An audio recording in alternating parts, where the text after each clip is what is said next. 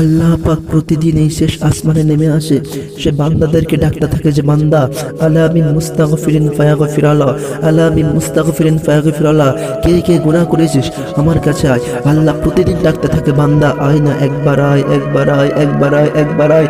তখন বান্দা বলে মাওলা আমি একবার নয় দুইবার নয়, 1 বছর নয় 2 বছর নয়, বহু বছর ধরে আমি 5 ওয়াক্ত নামাজ পড়ি না, 5 ওয়াক্ত নামাজ না পড়ে গুনাহ করেছি, মিথ্যা কথা বলে গুনাহ করেছি, কলেজের মধ্যে গিয়ে গুনাহ করেছি, ভার্সিটিতে গিয়ে গুনাহ করেছি, মোবাইলের মধ্যে গিয়ে গুনাহ করেছি, প্রেম করে গুনাহ করেছি। মাওলা গো গুনাহে ভরপুর আমি, গুনাহে ভরপুর আমি, গুনাহে ভরপুর আমি। মাওলা তোমার দেয়া নিয়ামত খেয়েছি, তোমার দেয়া নিয়ামতগুলো খেয়ে এই দেহটাকে শক্তিশালী বানিয়ে তোমার জমিনে দাঁড়িয়ে তোমার হুকুম মান্য করেছি। মাওলা তোমার জমিনে দাঁড়িয়ে তোমার নবীর হুকুম মান্য করেছি। মাওলা ও মাওলা, ও মাওলা আমার তো বড় লজ্জা লাগে, একটা অপরাধ করলে কারো সামনে যাওয়া যায় না, মাথা নিচু করে রাখতে হয়।